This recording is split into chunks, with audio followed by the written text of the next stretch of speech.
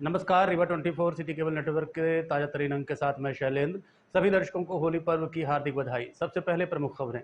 बघेलखंड की पावन धरा रीवा में पारंपरिक रीति रिवाज के अनुसार होलिका दहन हुआ संपन्न। जमकर खेली गई होली।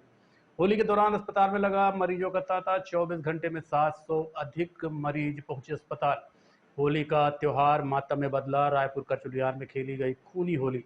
और फगुआ के दूसरे दिन पुलिस विभाग ने खेली होली।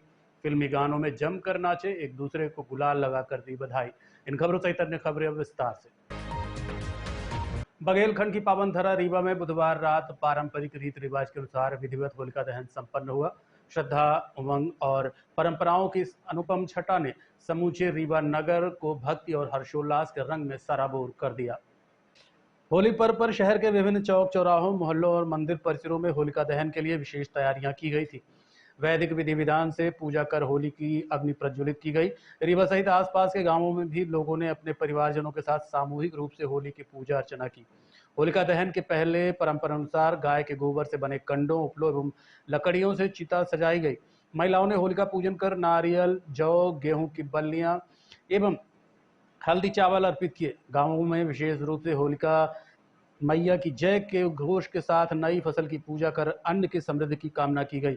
होलिका दहन के दौरान रीवा के प्रमुख स्थानों सिरमौर चौक, विश्वविद्यालय मार्ग, इंदिरा नगर, गुड़ रोड एवं पुराने बस स्टैंड पर लोगों की भारी भीड़ उमड़ी। भक्तों ने अग्नि के चारों ओर परिक्रमा कर सुख समृद्धि की कामना की। विशेष रूप से बुजुर्ग एवं बच्चों ने उत्साह पूर्वक एक दूसरे को तिलक लगाकर प्रेम भाव से पर्व मनाया। बघेलखंड में होलिका दहन को लेकर कई विशेष मान्यताएं भी प्रचलित हैं। यहाँ लोग होलिका दहन की अग्नि से अपने घरों के चूल्हे जलाकर इसे शुभ मानते हैं। साथ ही नवजात शिशुओं एवं छोटे बच्चों को होलिका की परिक्रमा कराई जाती है, जिससे उन्हें बुरी नजर से बचाया जा सके। कई स्थानों पर पारंपरिक फगुआ गीतों का आयोजन भी हुआ, जिसमें ढोलक मंजीरे की धुन पर लोगों ने फाग उत्सव मनाया।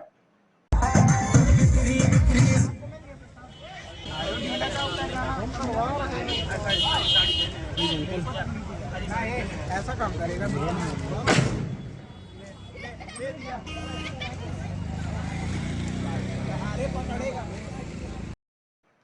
साल 2025 की होली जहां एक और खुशियों की सौगात लेकर आई, वहीं कुछ घरों में मातम ही पसर गया।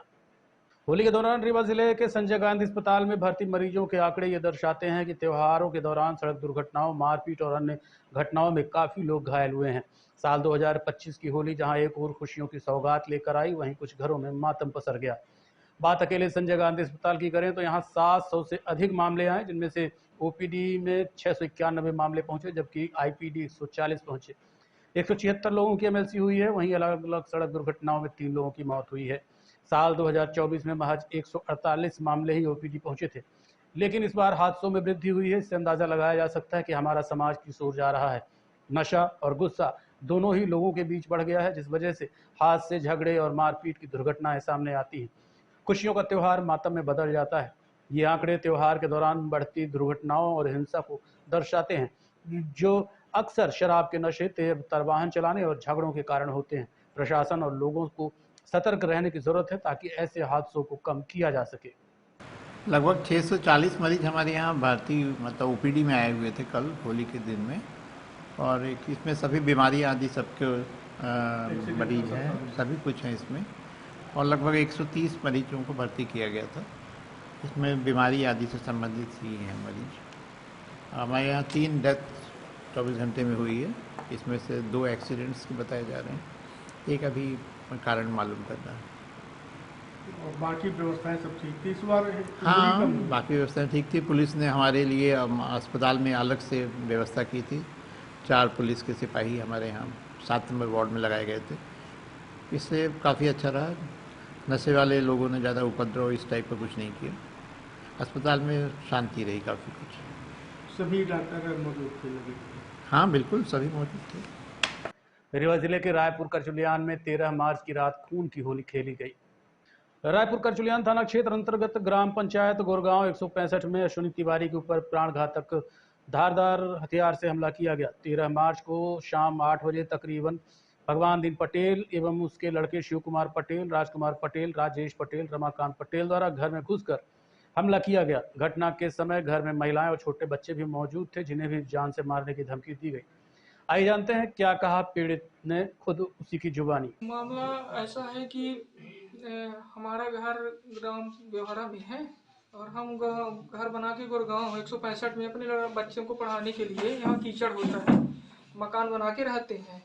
बगल का ही एक पड़ोसी है, वो जबकि पानी हमारे खेत में जाता है, लेकिन वो कहता है कि नहीं हमारे खेत में, हमारे पास दीवार रजिस्ट्री है, सारी चीज़ है, खरीदी हुई ज़मीन है 2 डिसमिल कि कोई दिक्कत नहीं है उसमें, लेकिन वो ज़बरदस्ती ये कहता है कि नहीं हम पानी हमारे खेत में जाता है और जाति सूचा के गाली कर देता है और उल्टी मतलब माँ बहन की गाली यही देता है। दरअसल में 11/3/2025 को रात लगभग 11 बजे वो शराब पी के और गाली दे रहा था। जब गाली दे रहा था तो कौन शराब पी के? भगवान दीन पटेल। जब गाली दे रहा था हम उससे पूछे भाई गाली काहे के लिए देते हो, तो वो फिर उल्टा सीधा और तेज गाली देने लगा और अपने लड़का को कहता है कि जाओ इसको मादक चौथ को मारो और जान से मार दो। तो वो फिर आया तो हमारा शटर अंदर से बंद था, शटर तोड़ने की कोशिश कर रहा था, संयोग बस शटर उस दिन नहीं टूटा और शटर टूटा नहीं। हमने 100 नंबर को फ़ोन किया तो 100 नंबर आई और हम लोगों को लेके गई और वही बीच ये दहशत की वजह से मेरे मैडम का कार्डियक अटैक आ गया। जब कार्डियक अटैक आ गया तो 100 नंबर कोई वाहन न मिलने के कारण 100 नंबर ही लेके संजय गांधी पहुंचाए। मैडम रात भर एडमिट थी तो सुबह आराम मिला कुछ, तो फिर हम लेके आए और सुबह गए तो FIR किए।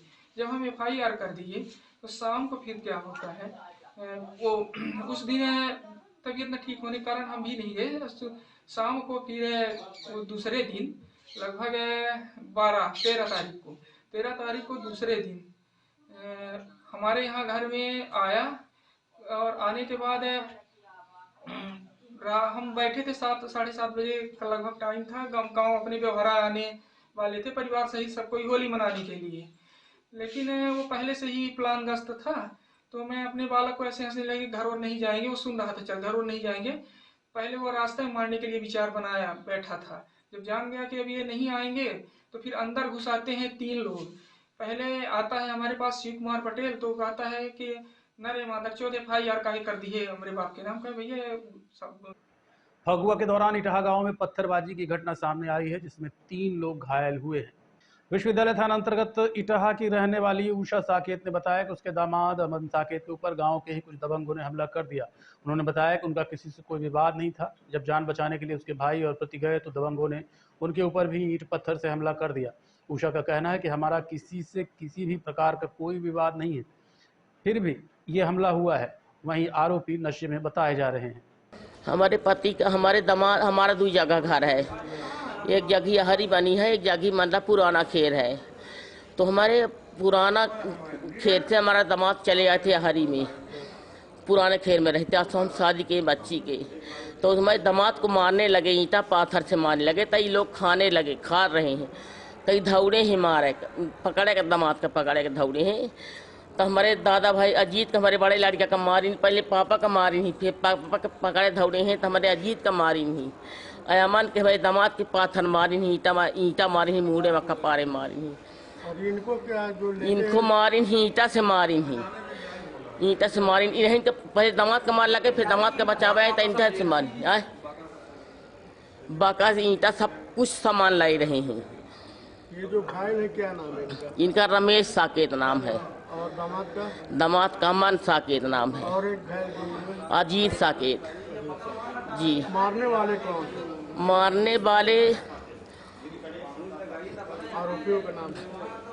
एक थे अंगद सिंह के लड़का के बेटू ना है, अंगद सिंह के लड़का बेटू, मुन्ना सिंह के लड़का जुग्गू, पेट्टू के लड़का का नाम है पंपू। कुछ विवाद था क्या था ये? हमारा कम ही नहीं है, बिना मुंह के आदमी था, हमारे कम ही विवाद नहीं था। पता नहीं किस लिए कूदे थे, शराब और आपके नशे में मारे हैं? शराब पता नहीं का शराब पिए हुए ही तब न मारे थे। अब हरी हमारी बनी ही, विवाद कोई नहीं था? हमारा कोई विवाद नहीं था सर, हमारा कभी हमारा किसी विरोध नहीं था, हमारा किसी पे पता नहीं काहे जलते हैं हमारे ऊपर, हम दोहरा आगे हरी में बनाए।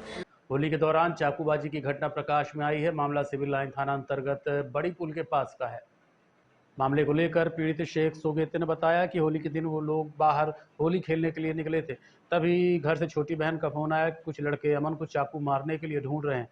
जब फोन किया तो मेरे भाई ने बताया कि वो बड़ी पुल के पास है। जैसे ही मौके पर पहुंचा तो देखा कि समीर, साहिल और आर्यन मेरे छोटे भाई को पकड़े हुए हैं और मारने की कोशिश कर रहे हैं। जब उसे बचाने की कोशिश की तो मेरे ऊपर ही हमला कर दिया गया और मौके से फरार हो गए। मामले को लेकर पीड़ित ने बताया कि उनका पहले से विवाद था, लेकिन वो विवाद शांत हो गया था। अब फिर से आरोपियों ने बदला लेने की कोशिश की है और इस घटना को अंजाम दिया है। शेख से गोते क्या घटना हुई आपके साथ? हम लोग होली खेलने अपने चाचा के यहाँ गए थे अपने घर से। मेरे यहाँ सिर्फ मेरी छोटी बहन थी जो मेरे भांजे को ली हुई थी, अकेली थी घर पे। 3 लोग आए हैं, समीर नाम है, आहिल नाम है और एक आर्यन नाम है। ये तीनों लोग आए थे तो घर के अंदर घुसे हैं, दरवाज़ा खोली बहन ने तो घर के अंदर सीधे घुस गए हैं और उन्होंने चाकू ऐसे गोल गोल घुमाया तो बोले अमन कहाँ है, अमन कहाँ है? मेरा भाई है, छोटा भाई अमन। इसको बोले थे अमन कहाँ है, अमन कहाँ है? मारने के लिए कर रहे थे। मेरी बहन ने जैसे तैसे संभाली घटना को और दरवाज़ा बंद करके भाग के आई है मेरे पास। बताई कि अमन को ढूंढ रहे हैं, मेरा भाई घर पर नहीं था। फिर मैंने अपने भाई को फ़ोन लगाया, वो बोला मैं बड़ी पुल में हूँ। मैं बड़ी पुल गया जैसे ही तो घटना पे मैंने देखा कि मेरे भाई को पकड़े हुए थे, तीनों घेरे हुए थे। समीर चाकू लिया हुआ था, उसको मारने ही वाला था। मैंने हाथ पकड़ लिया, मैंने पकड़ा, मैंने उससे बोला क्यों मार रहा है? मैंने छुड़ाया। छुड़ाने के बाद समीर ने पहले मेरे ऊपर वार किया है पीठ में, ये पीठ में वार किया है। उसके बाद समीर से छुड़ा के आर्यन ने मेरे को पकड़ के यहाँ पैर में मार दिया है। और घटना पे हम लोग तुरंत भागे हैं, जैसे बचा के और चले आए घर। ये घटना कहाँ पर हुई है? बड़ी पुल के पास।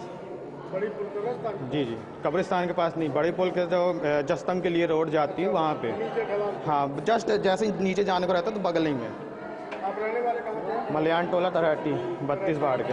क्या कोई विवाद था? पहले विवाद था, आपसी विवाद था, वो सुलझ गया था, वो सब सुलझ गया था। फिर उसके बाद वो लोग आए हैं बदले की भावना से मेरे भाई को मारने के लिए। मैं बचाने गया था। पुराने परिचित के थे? जी पुराने हैं, एक हमारे ही कास्ट का है, समीर नाम है उसका, और बाकी लोग मैं जानता नहीं हूँ पर नाम से जानता हूँ। एक आहिल है और एक आर्यन है, वो निपनिया में रहते हैं। तो कितने लोग थे वो लोग? वो लोग 3 लोग थे। होली के दौरान नशे की खुमारी में मोटरसाइकिल सवार बिजली के खंभे से टकरा गया, जिसमें उसकी मौत हो गई, जबकि बाइक में सवार एक अन्य घायल है। मामले को लेकर परिजनों ने बताया कि घटना सिमरिया थाना अंतर्गत है। घटना के संबंध में जो जानकारी निकल कर आई है उसमें श्यामलाल आदिवासी, राकेश आदिवासी दोनों बाइक में बैठकर शाम को कहीं जा रहे थे कि अचानक बिजली के खंभे से टकरा गए। इससे उपचार के दौरान मौत हो गई, जबकि राकेश का इलाज जारी है। बताया जा रहा है कि दोनों काफी नशे में थे। घटना हो गया, बाइक लिए घर पे चलने लगे तो आगे खंभा था मोड़ में, उसी में लड़ गए। खंभे से जुड़ गए? खंभे कितने से लोग थे? 2 लोग। तो एक की मौत हुई, एक घायल है। हाँ, एक घायल है। मृतक का नाम? पिता का नाम श्यामलाल आदिवासी, और जो घायल है? राकेश आदिवासी। ये कहाँ घटना है? थनबरिजा के थाना? थाना से मरीजा। कब हुई घटना? ये कल 5 बजे के। घटना कहाँ पर हुई है? थनबरिजा गांव में। गाँव में? जी। देखते रहिए Rewa 24 news, city cable network. मिलते हैं छोटे से ब्रेक के बाद। हड्डी जोड़ एवं रीढ़ रोग तथा स्त्री रोग एवं प्रसूति रोग का इलाज एक ही छत के नीचे। विघ्नहर्ता hospital and trauma centre, hotel landmark के पास, रतहरा, रीवा। डॉक्टर संतोष सोनी, पूर्व चिकित्सक, बॉम्बे हॉस्पिटल, मुंबई। हड्डी जोड़ एवं रीढ़ रोग विशेषज्ञ, छोटे चीरे एवं दूरबीन विधि द्वारा हाथ तथा पैर की हड्डियों का ऑपरेशन। गठियाबात, जटिल एवं बिगड़े हुए फ्रैक्चर का बेहतर इलाज करते हैं डॉक्टर संतोष सोनी। विघ्नहर्ता हॉस्पिटल ट्रॉमा सेंटर में ही स्त्री एवं प्रसूत रोग विशेषज्ञ डॉक्टर शैलजा सोनी भी उपलब्ध हैं, जिनकी देखरेख में नॉर्मल डिलीवरी, सिजेरियन ऑपरेशन एवं बच्चेदानी से संबंधित ऑपरेशन की बेहतर सुविधा। संतानहीन दंपत्ति तत्काल संपर्क करें। विघ्नहर्ता hospital and trauma centre, hotel landmark के पास, रतहरा, रीवा। सुविधाजनक एवं सफल इलाज हेतु आज ही संपर्क करें। विघ्नहर्ता hospital and trauma centre, hotel landmark के पास, रतहरा, रीवा। मोबाइल नंबर 7828781983 अथवा 8462956774 पर। होली के दूसरे दिन पुलिस वालों ने जमकर होली मनाई। इस दौरान पुलिस कप्तान सहित कमिश्नर, एडिशनल एसपी, पुलिस अधिकारी, डीआईजी सभी उपस्थित रहे। सब ने मिलजुल कर होली खेली और एक दूसरे को अबीर गुलाल लगाते हुए बधाइयां दी। रंगों का त्योहार होली पूरे देश में धूमधाम से मनाया गया और इस जश्न से रीवा पुलिस विभाग भी अछूता नहीं रहा। होली के दूसरे दिन पुलिस लाइन में आयोजित विशेष कार्यक्रम में पुलिस कर्मियों और अधिकारियों ने रंग गुलाल उड़ाते हुए जमकर उत्सव मनाया। होली मिलन समारोह में पुलिस कप्तान, कमिश्नर, एडिशनल एसपी, डीआईजी सहित अन्य वरिष्ठ अधिकारी मौजूद रहे। साथ ही महिला पुलिस अधिकारियों ने भी बढ़ चढ़कर हिस्सा लिया और गुलाल लगाकर एक दूसरे को बधाइयां दी। पुलिस लाइन में आयोजित इस कार्यक्रम में सभी जवान और अधिकारी पूरे उत्साह के साथ नजर आए। ढोल नगाड़ों की थाप पर पुलिस कर्मियों ने जमकर डांस किया। डीजे की धुन पर थिरके होली के रंग में सराबोर अधिकारी और कर्मचारी एक दूसरे को गुलाल लगाते दिखे। पुलिस अधिकारियों ने कहा कि यह पर्व भाईचारे और सौहार्द का प्रतीक है। इस मौके पर सभी ने एकजुट होकर त्योहार मनाया और एक दूसरे को शुभकामनाएं दी। जहां एक ओर पुलिस विभाग ने खुद होली का आनंद लिया, वहीं दूसरी ओर सुरक्षा व्यवस्था भी चाक चौबंद रही। शहर में शांति व्यवस्था बनाए रखने के लिए पुलिस बल मुस्तैद रहा। इक्का दुक्का मामलों को छोड़ दे तो त्योहार शांतिपूर्ण वातावरण में मनाया गया। ज़्यादा हम सबको मालूम है, 2 दिन से पिछले 2 दिनों से लगातार पुलिस ने बहुत जी तोड़ मेहनत की है, कर्मचारी से लेकर अधिकारी तक ने, और ताकि जो नागरिक हैं उनका वो होली त्यौहार, जो भी त्यौहार है, वो अच्छे से मना सके। और उसके एक दिन बाद फिर आज यहाँ पे आज पुलिस की होली पुलिस लाइन में खेली है। इसमें पुलिस कर्मचारी अधिकारी सभी एक ही रंग में सरोबार हैं और जो पूरी थकान है उसको मिटा रहे हैं और होली का त्यौहार यहाँ पर मना रहे हैं। सभी को और सभी पुलिस को, पत्रकारों को, सभी को होली की बहुत बहुत शुभकामनाएं। आप तो जानते हैं कि हम लोग कितनी मेहनत करते हैं। कोई भी त्यौहार हम अपने परिवार के साथ त्यौहार के दिन नहीं मनाते हैं। यही हमारी ड्यूटी है, यही हमारी देशभक्ति जनसेवा है। आज पुलिस परिवार खुल के होली मना रहा है। हम अनुशासन में नौकरी भी करते हैं और अनुशासन में ही होली भी मना रहे हैं। ये सबसे बड़ी चीज़ है। आप सभी को मेरी तरफ से ढेरों होली की शुभकामनाएं और रेंज के सारे अधिकारियों को मैं बहुत बहुत बधाई देता हूं कि शांतिपूर्ण तरीके से हमारे पूरे जोन में होली मनाई गई।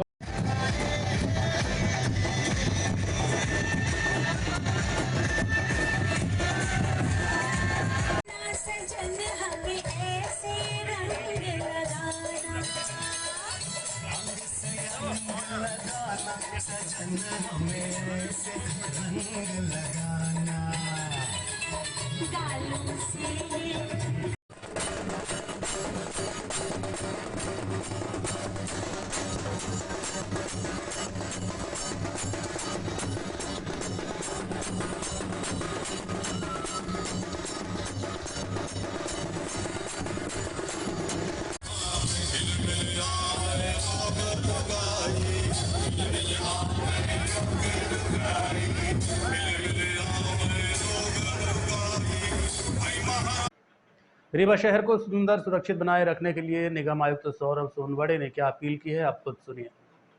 इसका एक्सपीरियंस शेयर किया जाए, आपसे कुछ अनुरोध करना था। कुछ ट्रैफिक रिलेटेड इंसिडेंसेस ऐसे हुए कि जब हम शहर से निकलते हैं तब हम देखते हैं कि कोई 2 मिनट के लिए कुछ खरीदना है तो दुकान के बाहर मेन रोड पे पार्किंग हम कर लेते हैं। जब कोई उसको टोकता है तो उनका कहना ये होता है कि ये 2 मिनट के लिए हमने पार्किंग करी, पर वो हम नहीं देखते कि उसके लिए कितनी ट्रैफिक जाम हम कर रहे हैं, कितने लोग इससे परेशान होते हैं। उसी तरह से कुछ जगह मैं अटल पार्क में खुद जाता हूँ, घूमता हूँ, मैं देख रहा था कि कुछ छोटे बच्चे, बिल्कुल 10वीं 11वीं के बच्चे सिगरेट स्मोकिंग कर रहे थे, जिनको हमने टोका कि ये सही नहीं है। कुछ बच्चे ऐसे मिले कि जो बच्चों के लिए 5-6 साल के बच्चों के लिए जो झूले लगे हैं, स्लाइड्स लगी है, उसमें बहुत बड़े बच्चे, बहुत बड़े मतलब कॉलेज स्तर से ऊपर के बच्चे स्लाइड्स में और इसमें कर रहे थे, जिससे वो खराब होने का या टूटने का डर हमेशा बना रहता है। तीसरा मेरे साथ इंसिडेंस उसी दिन हुआ जब मैं देख रहा था कि कुछ लोग अडल्ट ही थे, 20, 22, 25 साल के ग्रुप थे जो बर्थडे सेलिब्रेट कर रहे थे।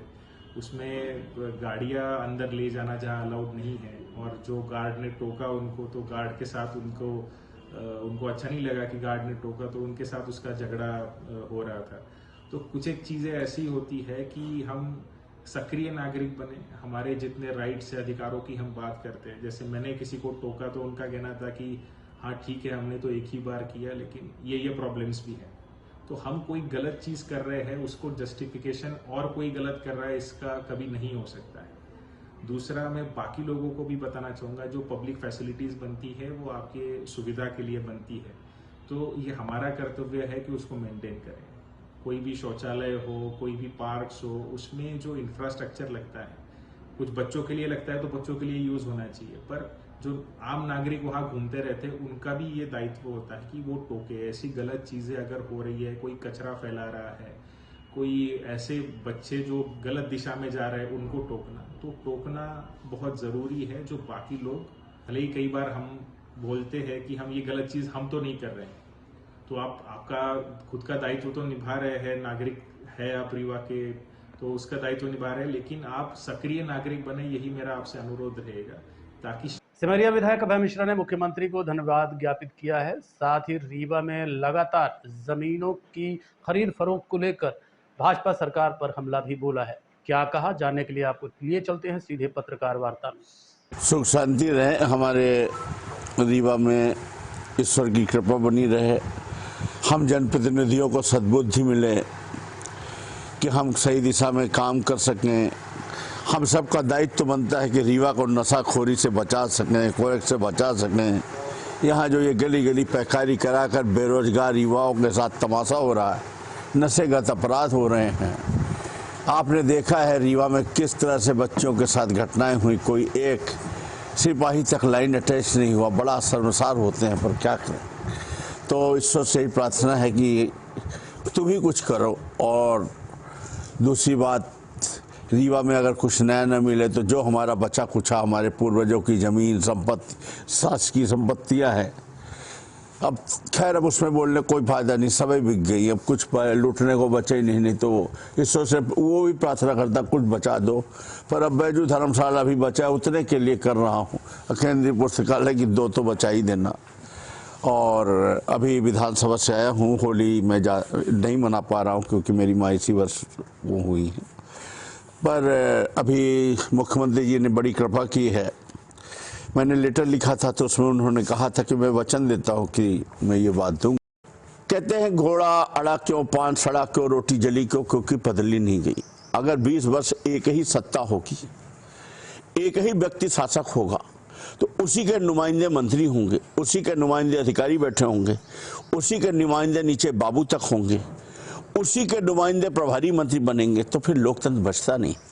सिंगरौली में क्या हुआ, शिवराज जी के खासम खास थे अपने मंत्री जी, तो ये 3 बार लगातार प्रभारी मंत्री रहे। सिंगरौली लूटा, मिला क्या? सिंगरौली को वहाँ भी खेल हुआ। शिवराज जी मुख्यमंत्री रहे 20 साल, यही जो मैं भी बोल रहा हूँ यही हुआ। आज सत्ता तो नहीं बदली, 100 में 100% तो फर्क नहीं आया, लेकिन 25% 40% तो आया। व्यक्ति बदला, व्यक्ति बदला तो विचार बदले। हर व्यक्ति के अपने अलग अलग विचार, अपनी अपनी दिशा होती है। मुख्यमंत्री मोहन यादव उत्साही हैं, तेज हैं, थोड़ा सा मतलब दब्बू नहीं है, ये मैं कहूँगा थोड़ा बहादुर किस्म के आदमी हैं, लड़ाकू भी कह सकते हैं उनको, लेकिन अंदर से बदमाशी चालाकी नहीं। अभी जो उनका काम है, उनकी जो योजनाएं हैं, जो वो चाहते हैं, पहली बार मैं देख रहा हूँ मध्य प्रदेश में प्लान के तहत रोडें स्वीकृत हो रही। पहले स्टेट हाईवे होगी, इंटर स्टेट कनेक्टिविटी होगी, फिर MDR, मतलब पहली बार प्लानिंग है, पहली बार प्लानिंग के हिसाब से चीज़ें हो रही हैं। उद्योगों के बारे में काम हो रहा है। MSME में इनके पास इतना अच्छा मंत्री इनके पास है, जो चेतन कश्यप, जो इस विभाग का बहुत होशियार आदमी और ईमानदार आदमी, पेट भरा हुआ आदमी, उसका भी परिणाम आ रहा है। जितने कलाकार मंत्री थे सबको लाइन अटैच पहले ही हो गए, और जो अभी भी हैं कलाकार, उनको जैसे नाक में वो क्या बांध देते हैं, मुसना, तो वो भी बधा हुआ। PS ऐसे बैठे हैं कि वो छाती पीट रहे, अपना छटपटा रहे हैं, लेकिन और अंदर अंदर ये मोहन यादव जी को घेर भी रहे, पर ये घेर और नहीं पा रहे हैं, ये केवल अपने आंसू बहा रहे हैं। मोहन यादव जी का काम तो हमें ठीक लग रहा है। बस देखिए चैलेंज इतना है कि अभी भी अधिकारियों का जो काकस है 20 साल का, अभी 1 वर्ष में कैसे खत्म हो जाएगा। जब तक ये अधिकारियों का काकस खत्म नहीं होगा तब तक वो चीजें नहीं निकल पाएंगी। दूसरा, बजट में हमने जो कमी देखी, बजट में लगभग, मैंने अभी मैं भाषण में बोलूंगा, लगभग 78,000 करोड़ रुपए ऐसे हैं ऋण लेकर, ऋणमृत्यो घटम प्रवेश का तो खैर बजट ही, ये तो सब जानते हैं। 78,000 करोड़ ऐसे हैं जो अधिकारियों ने अपने खाने पीने के लिए डलवा लिया। आप जानते हैं केंद्रीय किचन सेट में पैसा नहीं बढ़ता, आप जानते हैं वाटर सेट में काम नहीं होता, आप जानते हैं पोषण आहार में काम नहीं होता, आप जानते हैं बहुत सारी ऐसी चीजें जो कागजों में खेल ली जाती हैं, वस्त्र वितरण ये वो, और लेकिन बस कि नहीं, पता नहीं क्या ट्रेंड है कि पुरानी कोई योजना बंद नहीं की जाएगी, इस टाइप की भाषण देकर और अधिकारी समझा देते हैं कि इसका गलत इम्पैक्ट पड़ेगा सर, ऐसा करना और करके डलवा लिया। अब उनके लूटपाट का आपको मैं बताऊं, मुझे एक जमीन बेचनी थी एक भोपाल में। मैंने एक अधिकारी से कहा खरीद लो, बोला इस साल नहीं है व्यवस्था, इस साल बजट में कुछ प्रावधान हमने अपने हिसाब से डलवा दिए हैं, देखिए बजट स्वीकृत होने दीजिए फिर कम। तो ये जब सोच है और ये व्यवस्था है तो ये कमी तो है, पर उम्मीद जगी है, मुझे ऐसा लग रहा है। धन्यवाद। आज के अंक में इतना ही। देखते रहिए रीवा 24 न्यूज। नमस्कार।